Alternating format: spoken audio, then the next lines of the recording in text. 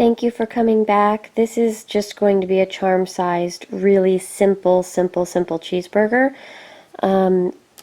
Later on at some point we'll be doing more intricate cheeseburgers like Hawaiian, bacon, mushroom, blue cheese. So we'll do that at some point, but this is just really simple. So for the bread, I use translucent, ecru, and white. The burger, we're just going to be using burnt umber from Primo, just a brown. And then the cheese was an even mix of orange and yellow from Primo, and I rolled it out flat. So with the bread, I took a ball about a ½ inch after it was conditioned, pressed down, and as you can see, it's sort of flattened, but I make sure to keep the top part softly rounded at the top. I do that by turning with my fingers on the top, and that gives you a soft rounded top edge while the bottom is flat. So that's how I created my bun. The bottom is about half the amount of clay, and then I press straight down. And what you really want to do is just make sure it's the same diameter as the top bun. From here, I want to warm up the bun, make them toasty. So I take yellow ochre and some rust. And usually I use just those two, but sometimes I put out a little bit of brown in case I want it looking extra toasty. So from here, I dip my paintbrush, and I'm just going to paint the top and sides.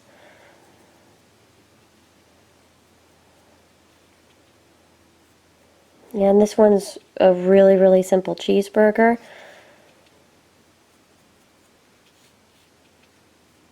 I've done them with lots of different toppings. Usually when I do the different toppings, I take a little bit more time with them.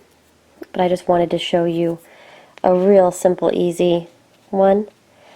I'm toasting the bottom of the bread too, but I am using the yellow ochre on the bottom as I did with the top portion of the bread. I'm doing all the yellow first so I don't mix my colors with my pastels. I like to take care of one color first and then come back with the other colors. Sorry about that, guys. I didn't know I had a phone in here. Call from 310464128. You get to hear who's calling. I don't know who's calling, but there's a phone number. Call from 3104641. So there we go. I'm giving that bun a nice toasty top. Putting a little bit of rust on there. Letting it come down the sides somewhat, but letting the top be a little bit darker.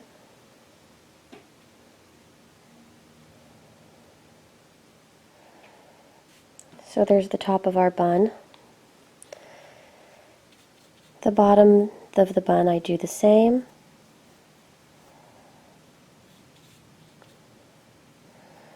And it looks like this time I don't need to use any brown at all. Okay, so texture. Texture is going to be done just along the very bottom edges.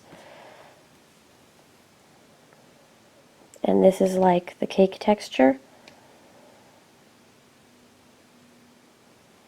where I do the tiny circles to tease out some clay.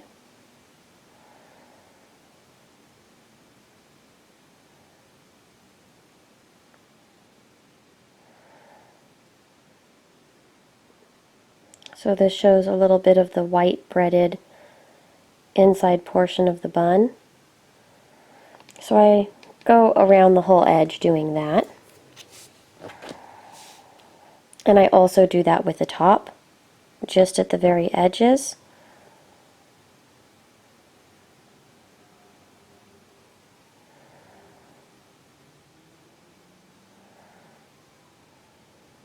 Usually from here, so the buns don't distort when I add the meat, I bake the top and the bottom buns. As that's baking, I prepare the meat, and the meat I actually do just about the same size as I did the bottom bun. It will give us a decent thickness. And I texture the sides similarly. You can poke a lot of holes, or you can do the cake texture. The cake texture works well, but if you do the cake texture, just make sure you finish by flattening the sides down a little bit, because it doesn't look like cake, but you do want some texture in there.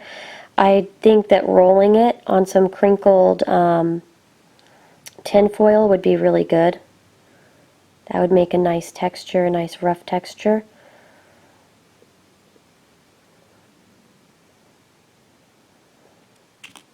I'm just trying to give you the idea. So I flatten it out a little bit. And after the buns are done baking, I would put a little bit of TLS on the bun and then put down my meat.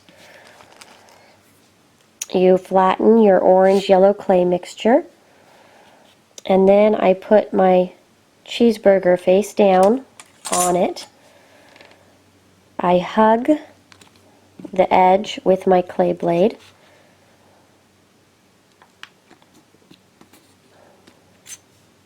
I'll do the other sides away so you can see better. But it's creating a square around the burger. You don't cut into the meat, you just lay the blade against it gently. And so it's a square. This will allow you to have those edges that fold down nicely. So you just smooth them down. For a more realistic burger, you're going to want to have a nice thin layer of cheese. Maybe a 4/5 from the thickest setting on the pasta roller. But there you go. So there's some nice melted cheese. And remember, your meat will be textured all the way around. I didn't take the time to do this. I'm not keeping this little guy. I just am doing it to show you real quick. So after that, I'd put a little bit more TLS here, because remember the top bun was baked too already. And then I would bake it again. So from here you would bake it again and you'd have a nice cheeseburger. When it's done, I glaze just the cheese, and if I actually do a meat mixture that's not just plain brown but a couple browns and translucent, I will put a tiny few dots of glaze on it too, sporadically, just to make it look nice and juicy, but you don't want to cover it in the satin or a gloss glaze. You just want it very sporadic on the meat, where the cheese, I like to gloat that in a glossy glaze. So that was a really simple cheeseburger. If you're wanting to make it a charm and you're using a softer clay than Primo, then what you may want to do is just stick a head pin in before baking. You can do this with Primo too. I usually put my holes in my food after I bake it instead. But there you are. So I hope that you enjoyed it. It's just a really nice, simple cheeseburger. And you don't have to have a whole lot of materials for it. So I wanted to share. You guys should let me know if you would like to see a peppermint style candy. Maybe do it in a not traditional Christmas color, because I was asked about it this morning and I do have a little bit of time before the bakery starts. So I'm trying to figure out if I should show you the lentil swirl process before the holidays. Go ahead and let me know if you'd like to see that first, or if I should do something else before we start the big bakery theme. I will be talking to you guys soon. Thanks. Bye.